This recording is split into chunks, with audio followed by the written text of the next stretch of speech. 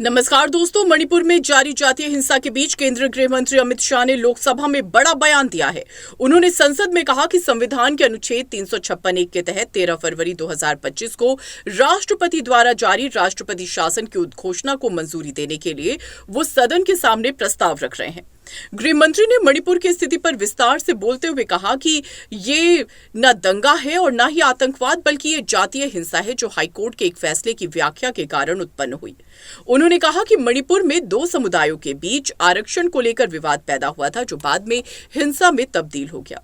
गृह मंत्री ने सदन को बताया कि मणिपुर हाईकोर्ट ने एक समुदाय के लिए आरक्षण को लेकर फैसला सुनाया था, जिससे दूसरे समुदाय में असंतोष फैल गया। ये विवाद बढ़ते बढ़ते जातीय हिंसा का रूप ले चुका है, जिसमें अब तक कई लोग अपनी जान गंवा चुके हैं और हजारों लोग विस्थापित हो चुके हैं।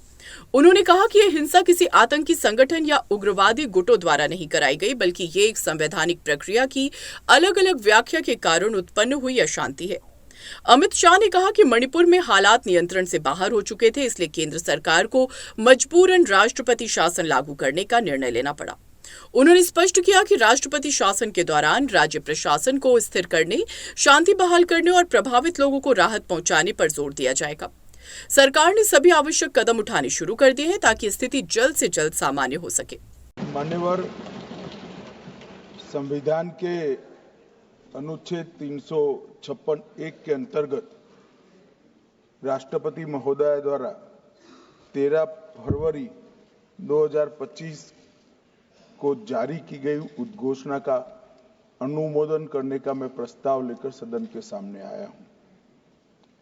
मान्यवर, हम सब जानते हैं कि हाईकोर्ट के एक फैसले के कारण मणिपुर में दो समुदायों के बीच में आरक्षण संबंधी विवाद के कारण एक जातीय हिंसा का उद्भव हुआ। मान्यवर, ये रायट्स नहीं है, ना टेररिज्म है। ये हाईकोर्ट के एक फैसले के इंटरप्रिटेशन के कारण दो समुदायों के बीच में जातीय हिंसा हुई।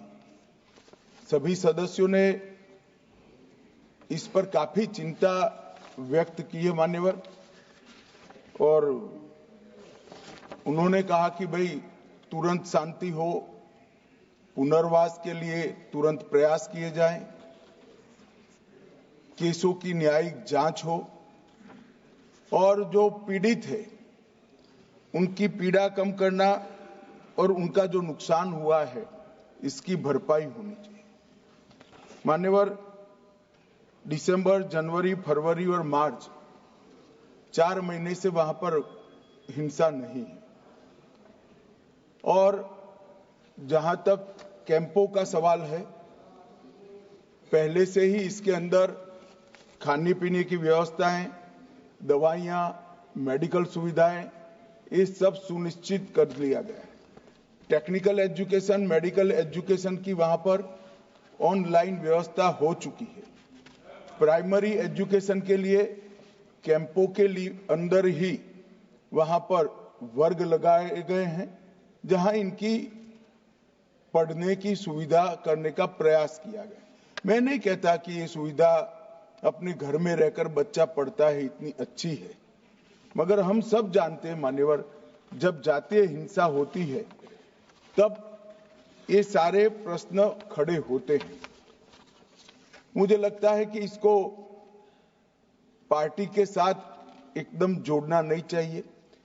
मैं इस तरह का जवाब भी देना नहीं चाहता सदन में कि आपके समय में इतनी हिंसा हुई थी, हमारे समय में इतनी हुई, आपके समय से हमारे समय में कम हुई है। हिंसा होनी ही नहीं चाहिए। इसमें इन प्रिंसिपल किसी की इस सदन में असहमति नहीं है, परंतु पिक्चर इसी तरह से खड़ा करने का प्रयास किया कि भाई भाजपा के शासन में ही जातीय हिंसा हुई है। इस फैसले के बाद विपक्ष ने सरकार पर हमला बोलते हुए कहा कि बीजेपी सरकार मणिपुर की समस्या का हल निकालने में विफल रही और अब राष्ट्रपति शासन लगाकर अपनी जिम्मेदारी से बचने की कोशिश कर रही है। वहीं सरकार का कहना है कि यह कदम राज्य में शांति और स्थिरता बनाए रखने के लिए लिया गया है। अब देखना यह होगा कि मणिपुर में राष्ट्रपति शासन के बाद हालात में सुधार आते हैं या नहीं। फिलहाल केंद्र सरकार ने सुरक्षा बलों की तैनाती बढ़ा दी है और प्रशासन को हिंसा रोकने के लिए कड़े निर्देश दिए हैं। अपनी राय आप हमें कमेंट में जरूर बताएं और ऐसे लेटेस्ट अपडेट्स के लिए हमारे चैनल रॉयल बुलेटिन को लाइक, शेयर और सब्सक्राइब करना ना भूलें।